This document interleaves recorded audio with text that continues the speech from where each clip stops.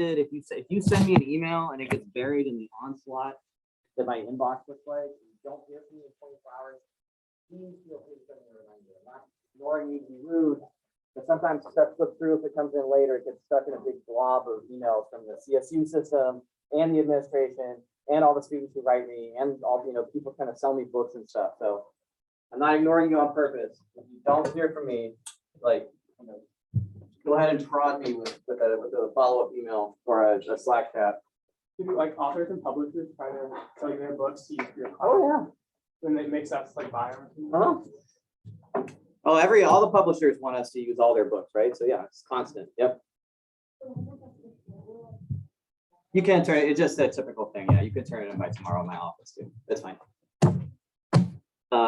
Yeah, I'm gonna hand it off to the grader tomorrow afternoon. So if it's in my office by the time my office hour, or by the time I teach, I teach at 2. So that'll be a handoff. Okay, so we are starting to talk about some really cool and awesome math now, which maybe doesn't feel like it, but it is. Because this is the core of linear algebra that we're talking about now. Last time what we did was we defined,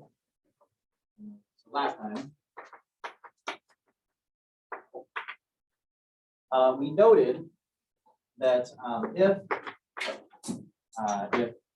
T in LW has an inverse,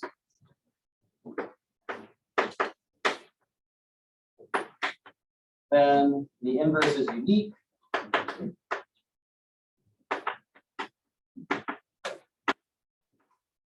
And we call it T inverse. And so T inverse is the name for it. That's one of them. And what we were doing is we were proving the big theorem about inverses. Is that so we let T be an LBW. And then what we're trying to prove is that T is invertible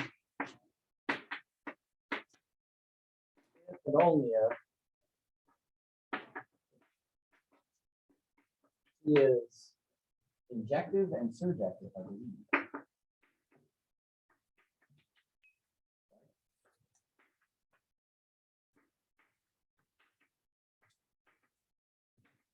To remind you how this went in our notes, the way that we did that is to do the injective equation. So we proved this direction.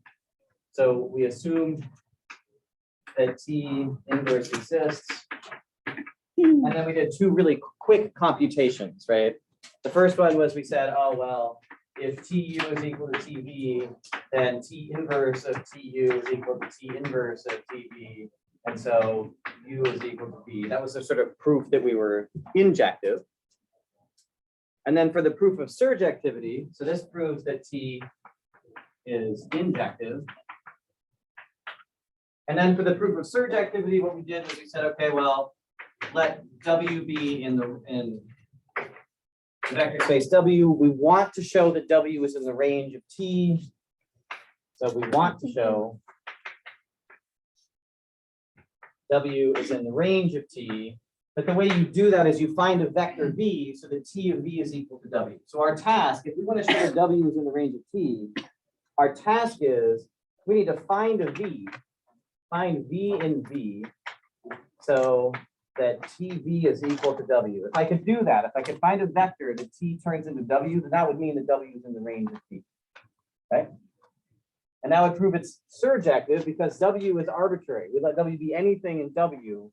If it's the case that everything in W can be written as TV for some V, that's what it means for something to be surjective. So how am I going to find this W or this V vector? Well, note that if W is in W, then T inverse of W is in V. T is a map from V to W. T inverse is a map from W to V. That's what T inverse does, right? It takes vectors in V and puts them, or it takes vectors in W and puts them back in V. It's backwards from T.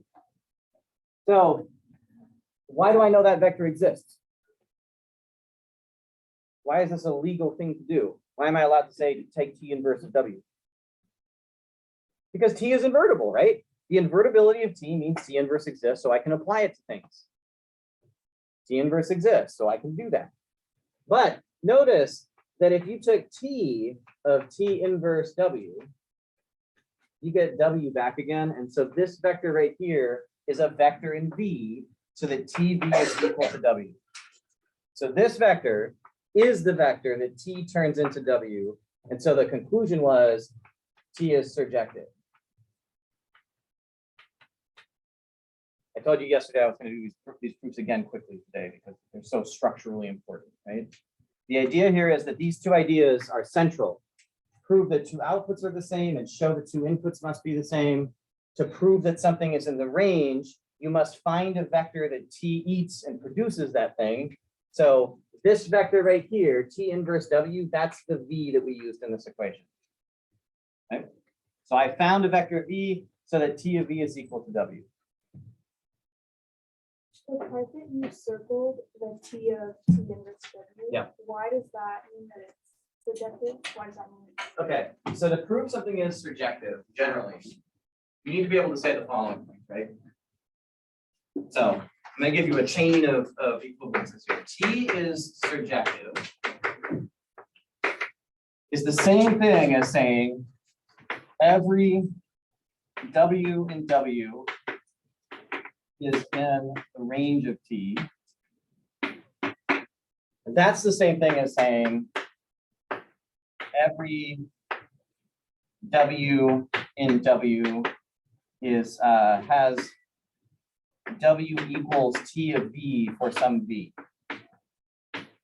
It's like you give me the output and I can tell you the input that produced it. That's what it means to be surjective. To be surjective means, I mean, if I could write everything in W as TV for some V, then that means every W was in the range of T, and being in the range of every W and W being in the range of T is what we mean by surjective. And so what you showed, you started with something. So I started with something W. I started with W in W. Now I don't know that this thing is in the range of T yet. I don't know that there's some vector V so that T of V is equal to that thing. Right? I don't know this line is true. But if I could show that this line was true, then that would mean this line was true, which would mean this line was true. So T, in order for this to be true, for W to be in the range of T, I should be able to put something right here that makes that equation true. Something has to go in that box to make that equation true. If I could do that, that would mean that this arbitrary W was in the range of T. What vector could I drop into that spot to make this equation true? I mean, to be surjective means I can always make that equation true for every W. Right? That's another way of thinking about surjectivity. If I can always make this equation true for some vector, then this function was surjective.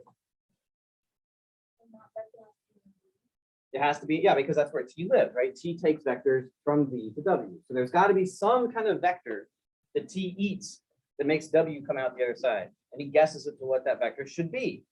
Well, since the inverse exists, one possibility here would be to plug in T inverse of W. That's the thing that's a meaningful object because T inverse exists. So what we're saying is, I can put this vector in here and this makes this equation true. That vector makes that equation true. And it makes that equation true no matter what W you start with. So every W you write here, this vector always makes this equation true. And that means W, I guess the conclusion is, so that means that W is equal to TV for some V in V. But that's precisely what it means to be in the range. So every vector in W must be in the range of T, and therefore T is surjective.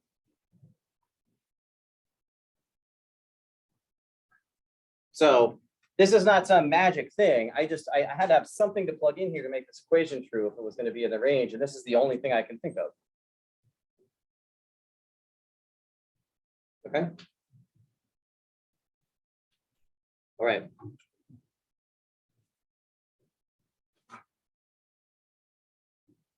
Yeah, so that's actually a typical approach to like showing that something is surjective or showing something is in the range, right? A typical approach to showing something is in the range is you imagine you have this equation with these parentheses in it, and this will be in the range only if you can find a vector to plug in here that makes the equation true.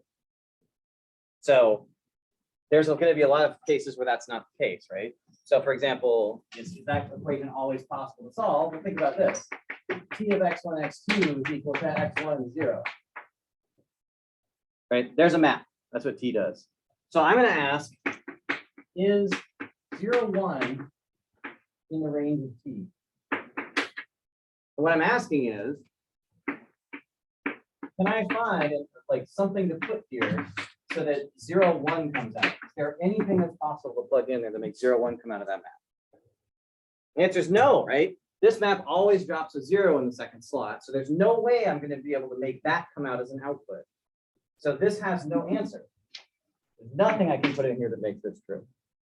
And that means 0, 1 is not in the range of T.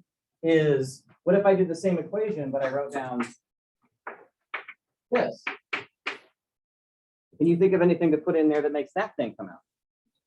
Such as, okay. So since you found me an input that produces that output, that means 2 zeros in the range. Okay. So that's what we're doing here. I gave you the output, find me the input that produced it. And so we're sort of cheesing it by using the inverse to get it. Okay. All right, so now we got to prove it in the other direction. This is the easy direction. Okay.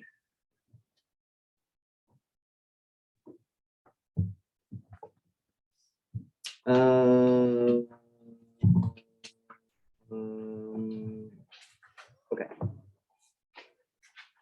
So we're going to go this way now, which means we're going to assume that T is injective and surjective. And what we want to show, that there's a map S contained in the linear maps from W to B. So I'm going to have to prove that it's linear so that ST is equal to I and TS is equal to I. All three of these things need to be shown to be true. Be an inverse. So somehow I have to use these ideas to show I've got a linear map that undoes T from one side and also undoes T from the other side. What it means to be invertible. Okay? This is our goal.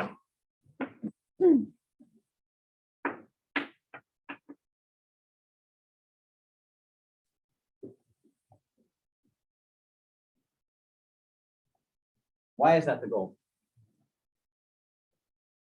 Because that's the definition of invertibility. You should have that definition in your head forever. If I say, what does it mean for T to be invertible? You should be able to cough that up. There exists an S that makes this equation true and this equation true, and also that S happens to be a linear function. Yep. Does it matter if you write as a T inverse? Like T with the negative one? I mean, it's technically it matters because it's a theorem that the inverse is unique, but I don't really care. If you memorized it with a T inverse, then that was fine. Yep. You can prove it one way, but automatically apply it. That's an interesting question. Why don't you see if you can prove that? Why don't you see if you can prove that a left inverse is also a right inverse? That might be a thing to play around with. I mean, it's a great question. Probably actually a homework exercise. Yep. Does S like, we need to state that it's linear? Yes. So there could be like a non-linear inverse? No, but I mean, but the fact that the S turns out to be linear, if you want to say, I mean, it's important in the structure of a definition that we that I have to be really careful with this. We want to make sure that everything that we're doing works within the context of vector spaces, right? So if you propose that something is an inverse, it doesn't even make sense to do anything with it unless you show that that map happens to be a linear map, right? So if you're going to propose a function, you have to make sure that the function you propose as the inverse actually falls into the right category. Wouldn't it, like, so yesterday you were just saying how you wanted to make definitions as minimal as possible. Wouldn't you want to like use a theorem to make that linear? If T is linear? No, because this is sort of framing it's giving us a frame for what we're going to work in. I mean, essentially what you're saying is even if you could find a map that undid what you're talking about, if that map didn't happen to be a linear map, we don't want to use it. Okay, so Yeah. there may be. Yeah, so it's going to turn out to be the case that there's places where there's this entire family of maps that are called affine maps, which are linear maps plus constants, which just mean they're linear but don't go through zero, that interact with each other in ways that sometimes look like inverses, but they're not, because we want to make sure that S, say for example, S of 0 is always equal to 0, right? We need that property to hold through. So it's possible to set up exotic situations where you can imagine undoing a function, but there might be lots of sorts of things that do it. I mean, in finite dimensional linear algebra, there's not. It's just A inverse. It's always linear if it satisfies C. They all come together. But we want to start, remember, we're building this from the bottom. So we want to specify the framework that we're working in, which is that these things are linear. Okay. So let's begin. So we've assumed that we're injective and surjective. So what we're going to do is this. We're going to pick, so we're going to define a map. We're going to define a map S that goes from W into V. Right. So at the very least, I better have a map that's pointing the right direction, right? It eats vectors in W and produces vectors in V to do an inverse. So what I'm going to do is the following. I'm going to say, let's let SW be equal to the unique element in V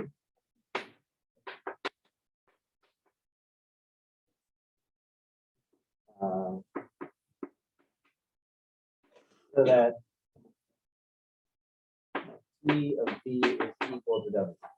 How do I know that this is unique? Given a W, how do I know that this V has to be unique? Axler proved it. But why? I want more than that. Like, there's something specific there. I mean, the fact is, you know that, why does this V exist? Because it's surjective. Why is it unique? Because the injectivity, right? So existence of this V comes from the fact that every W is in the range of T. And the fact that this V is the unique vector that produces W comes from the fact that T is an injective function. So both things matter here. As soon as I say that there's a unique element in V that solves this, you don't have to state it when you're writing your stuff. Like if you're going through this argument, but you should see how the hypotheses that we take lead us to the fact that this thing exists. We needed both the injectivity and the surjectivity to say that this equation is uniquely solved. So what we're going to say is, let's let S of W be equal to V. V was unique, so let S be the function that takes W and turns it back into the vector that it came from, the unique vector it came from. Make sense? Okay. Right. So notice what that means is that T of SW is equal to W.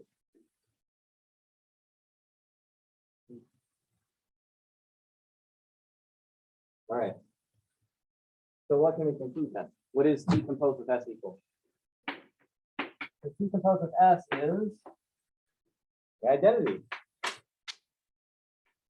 Right? It took in a vector W. T composed with S took in a vector W. It's took the vector W back out. So it must be there. Left W alone. And it leaves W alone for every W you choose. So T composed with S is the identity on the space W. How are we going to show that this in the opposite direction? Where did you get S? Where, oh, it's definition. So what I said is I'm trying to define what S does, right? So I take S.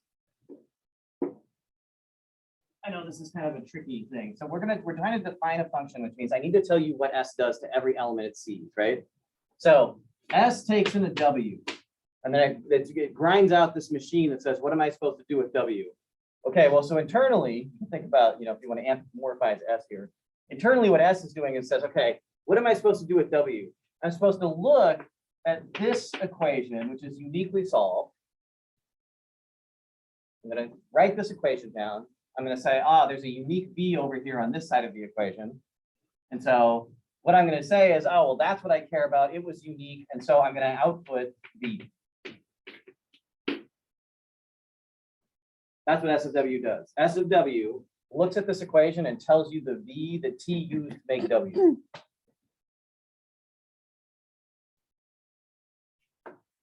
It's like the inverse operation, right? S is writing down this equation and solving it for v.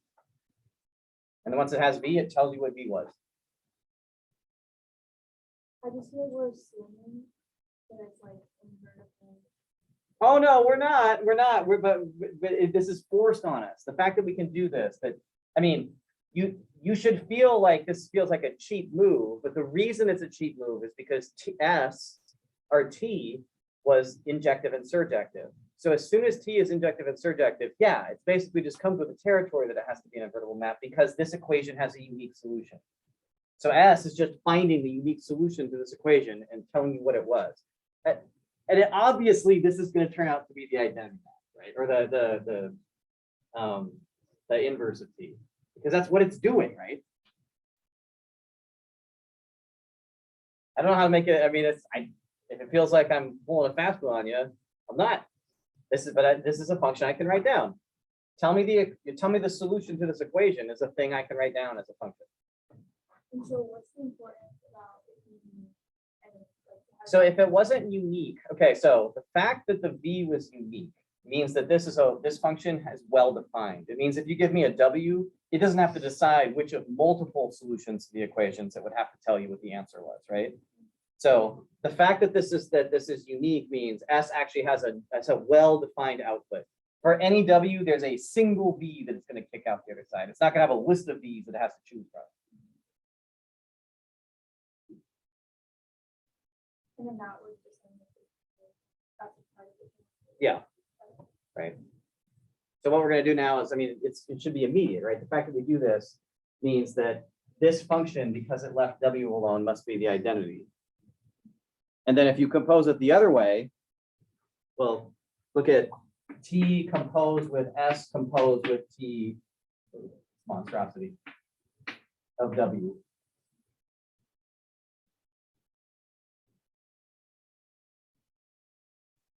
So this is, I have this backwards. Yeah, sorry, T. It's in the wrong order. To be T of S composed with T of V.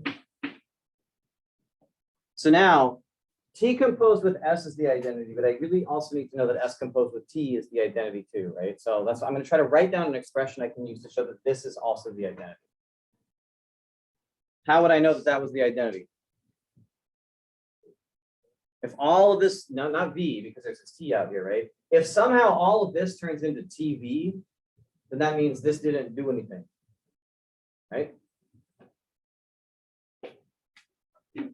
Well, let's see. Any ideas about how to like grind on this thing? We only have so many. Any ideas that we might be able to use here? Recompose it inside out. Associativity. Just use associativity to slide the parentheses over like this. What's that? I. Oh, that's interesting. Now, what I want to conclude here is that this means that this thing is the identity, which means I'm going to make an assertion. That vector right here and this vector right here are the same vector. Why are they the same vector? What do you know about? Yep. No, just imagine, I mean, yeah, it's going to be eventually, we haven't proved it yet, right? If I write down T applied to two different vectors, and then I say those two vectors must have been the same, I'm using a property of T to say that, which is, it's injective, right? T is injective. So if T applied to this vector is equal to T applied to a different vector, those two vectors must have been the same vector.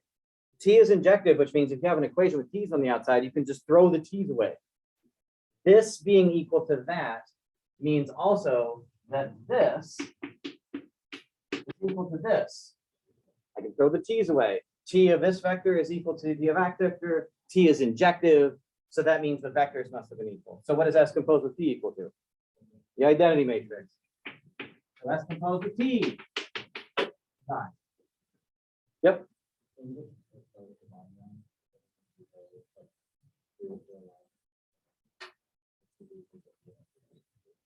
Oh, I mean, yeah, I mean, I guess the thing is you don't want to do that because what this structure, I mean, this is true for sure, right?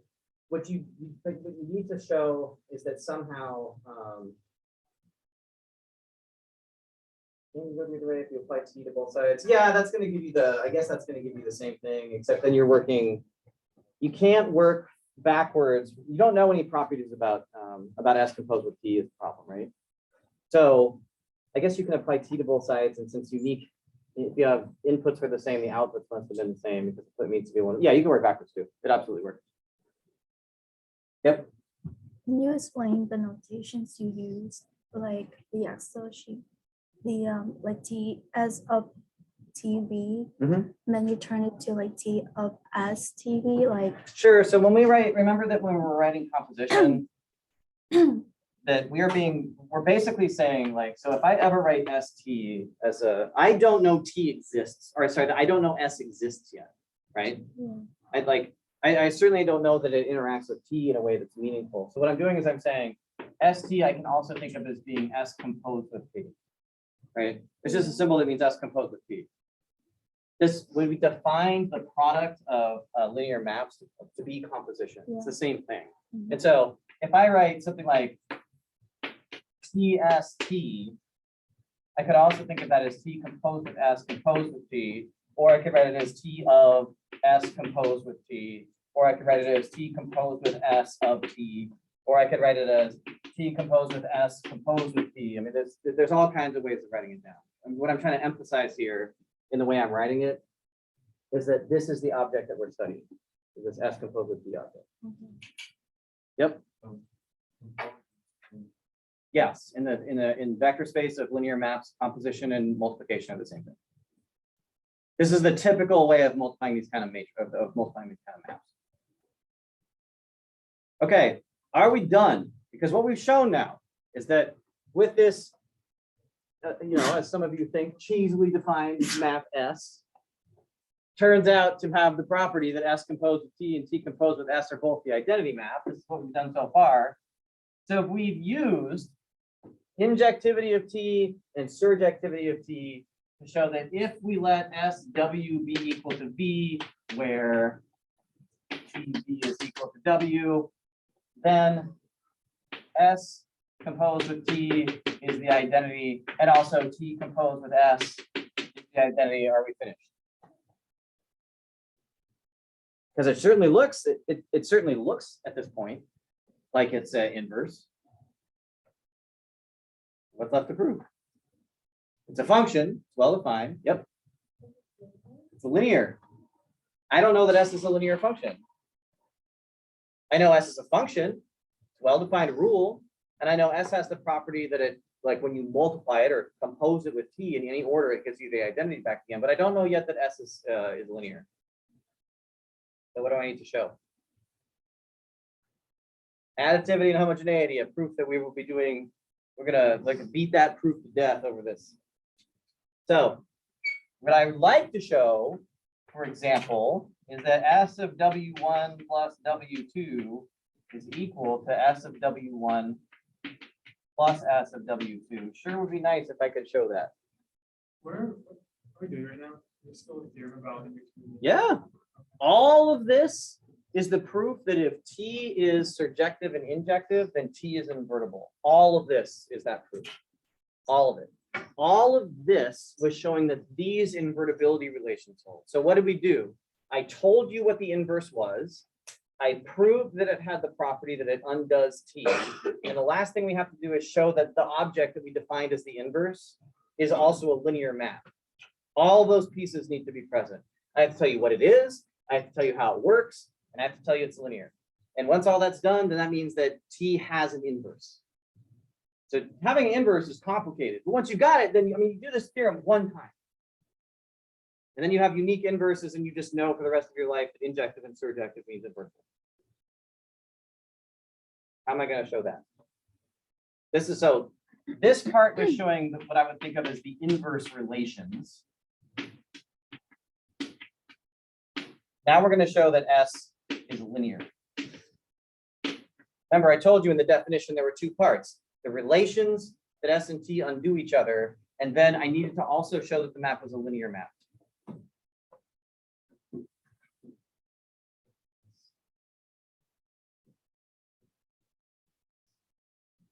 And you think about what to do with this.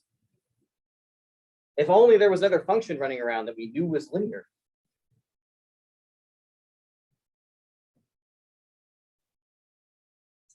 Oh yeah, let's put some t's in the mix, right? What if I took this S of W1 plus S of W2 and I applied t to it? Oh, but t is linear, right? T is linear, which means that this is equal to TS W1 plus TS W2, which is, well, didn't we prove that T and S undo each other?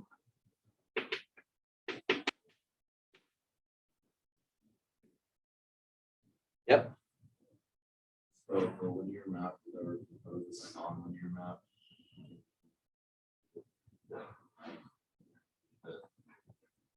If a linear map is composed of a nonlinear map, there's no way you're going to preserve linearity under composition with a nonlinear map.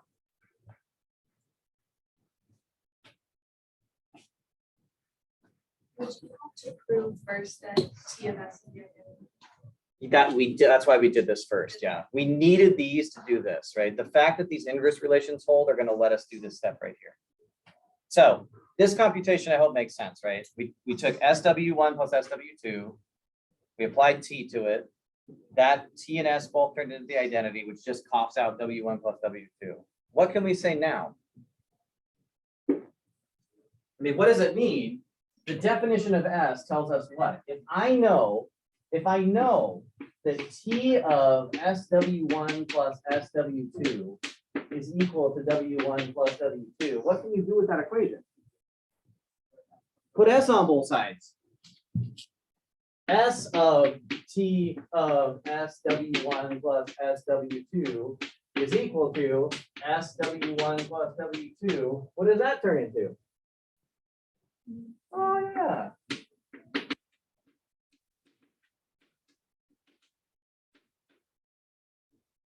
That proves additivity.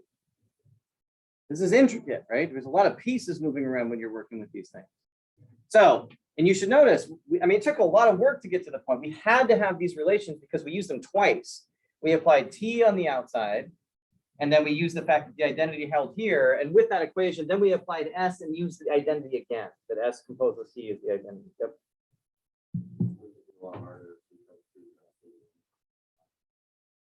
If you try to prove S was linear and what? You couldn't do this basically without the definition. You have to know going in that the inverse is the thing that undoes the equation, right? That solves the equation, right? It would be way harder to prove without knowing this. And without having these relations, it's basically going to be impossible, right? I mean, it's not impossible. You can do it, but the nice thing about this proof is it tells you exactly what the inverse is doing, right? That the inverse looks at this equation and solves it and pulls that vector out, which is what you think the inverse should do. Okay, now I'm going to say this. Homogeneity is similar.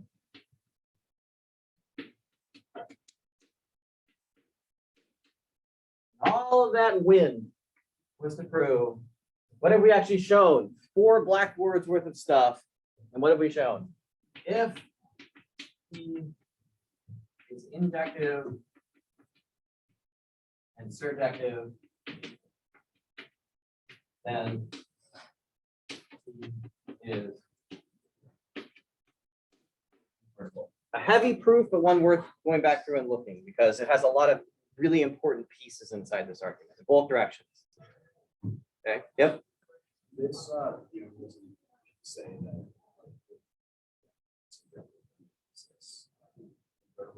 It does, actually. It does. It's consistent if and only if you get both directions. We proved this direction. Last time we proved the other direction. So these are equivalences. If you know that something is invertible and surjective, it's automatically, or sorry, if you know something is injective and surjective, it automatically has an inverse. I should say on a finite dimensional vector space. Things get weirder in infinite dimensions. Oh yeah. Yep. Yeah, anytime, if you ever want to use injectivity and you have an invertible operator, you just say invertibility is equivalent to surjectivity and injectivity. Right? And in some cases, we're going to find that's actually enough to show just one of the conditions. In some cases, you'll be able to say, oh, it's injective, and so automatically it's invertible. Right? So there's some theorems that characterize when that happens. That relates to like the Yeah, I mean, dimension comes into play. It has to do with like, if you look at the dimensions of the V and the W that the things are defined on, well, you can say something immediate about the size of the spaces. So what does it mean? Actually, you guys can tell me. Here's a theorem. What do you know? Immediately, you guys can tell me a really important theorem here. If S is in LVW and S is invertible, what can you say about the dimensions of V and W? Adam or they have to be, yep. Well, S is a map, right? So S is a we can't think about S as being a thing that has a number attached to it yet. Okay.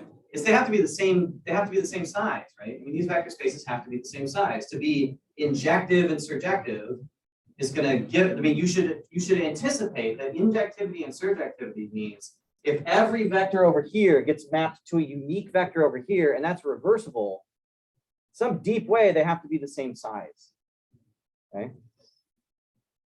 So you should anticipate that there's going to be a result that says that in that case, the dimension of V is going to have to be equal to the dimension of W. That's a really deep result, by the way. And in fact, that would be true for any vector spaces where it's of the same size, right? If I say V maps into Rn, then what the dimension of V has to be, if I have an invertible map from a vector space V into Rn, then the dimension of V must be N. It's like an unrelated question, but there is like one of the examples for linear maps. It took like a thing in a vector in R3 and mapped with R2 Yep. with some like kind of complicated looking expression.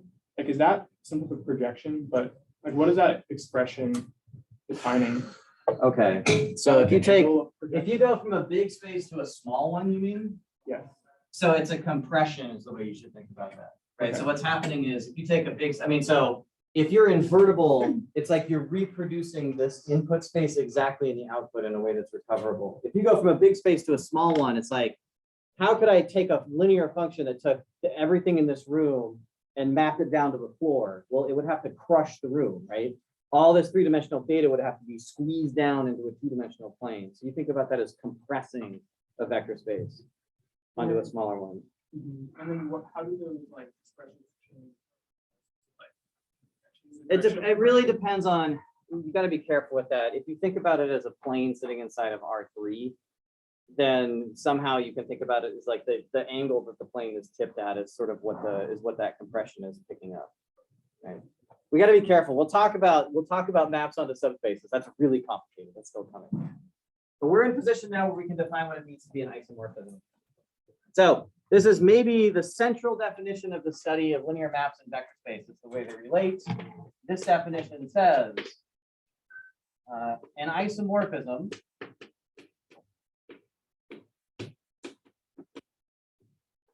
from V to W is an invertible linear map.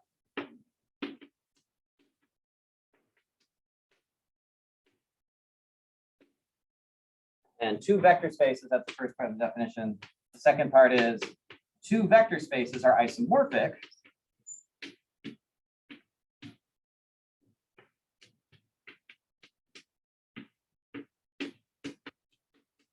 if there is an isomorphism, there is an isomorphism from one to the other. There is an isomorphism between them.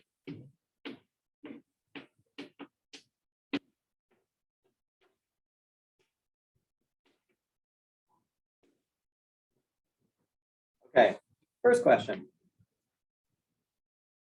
First question. Do they have to be unique? I have two vector spaces and I say they're isomorphic. So I got a V and I have a W. And I say that these things are isomorphic, which really means that there is a T that points this way and a T inverse that points this way. I've got some invertible map that goes back and forth. Is there only one T that does that?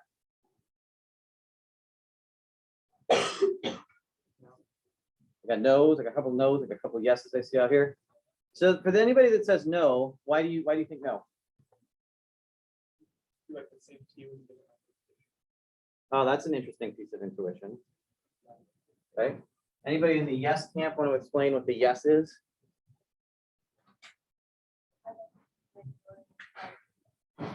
Invertibility implies the uniqueness of where V and W go. But if I'm just trying to say that there's some invertible map between V and W, if you say that there's only one invertible map between V and W, that's a pretty strong statement, right? Because that's saying there's exactly one way to hook elements uniquely up to elements over here. or given- No, for a given map, it's all unique. If you give me an invertible map, everything is unique. But if I say there is a map, is there any other map? Right? That's what I'm driving at here. So I'm going to give you an isomorphism between two vector spaces. R2 and R2. Now, it shouldn't surprise you that R2 is isomorphic to itself. And one of the easiest ways you can do that is with the map I. The identity map is invertible. What the identity map does is it looks a vector over here and says, you were XY over here. I'm going to turn you into XY over here. That's what the identity map does. Now, clearly, this is an isomorphism, right? It's an invertible map. It's equal to its own inverse, which is the only thing. I shouldn't say that. Like, don't erase the fact that I said that. That's not true. So it's an invertible map. So that means it's an isomorphism between R2 and R2. But I bet I could write down another one. So you said rotation, right? This map.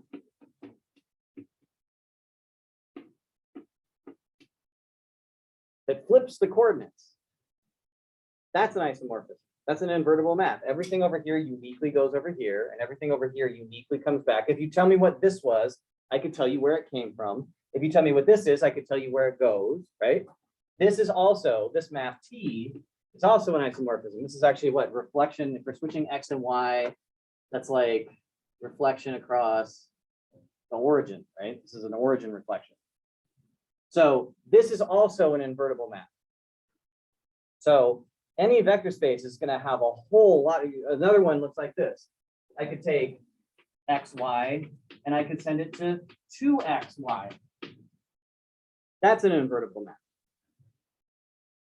Right? To be invertible means everything over here goes uniquely over here and everything over here came from somewhere. This map does not, this is an invertible map. It's easy to check that's injective and surjective. So generally, it's going to turn out to be the case that there's lots of isomorphisms between vector spaces. In fact, infinitudes of isomorphisms between vector spaces. And so the question is going to be to try to characterize these things in a way that doesn't fall apart when all of a sudden there's an infinite number of them. Okay? So don't get trapped in the idea that just because the map itself gives you a unique way to go back and forth, that means there's a unique map. There's lots of maps. I mean, does two-dimensional space stop being two-dimensional because you rotate it by 45 degrees? Well, no, because you could unrotate it. Does three-dimensional space turn into not three-dimensional space if you take the x-axis and flip it around backwards? No, you reflected it, but it's the same space, right? You could undo that.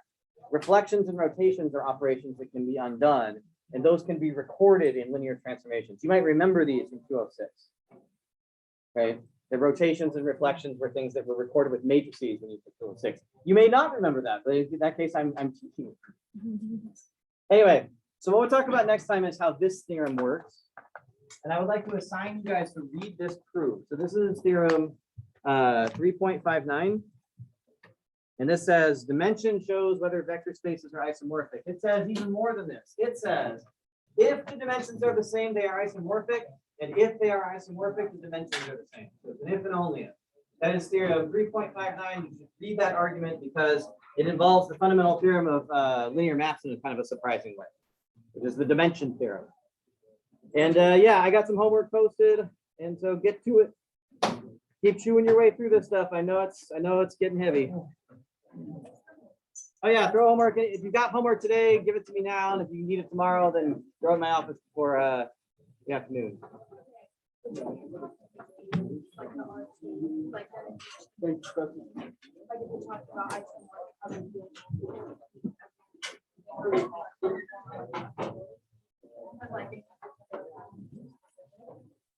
So what is the field? Yeah, I mean, so the thing is like, yeah, I really only want to talk about the vector spaces always are going to deal with you. That's always. The thing is that this family of here, this thing actually has an algebraic. So the family of isomorphisms between the vector spaces is called DLBW is all the invertible maps from G to W. So it itself has like some really complicated structure. This is like this is a And then your isomorphism, when it's just like the same. Yep. What is that like?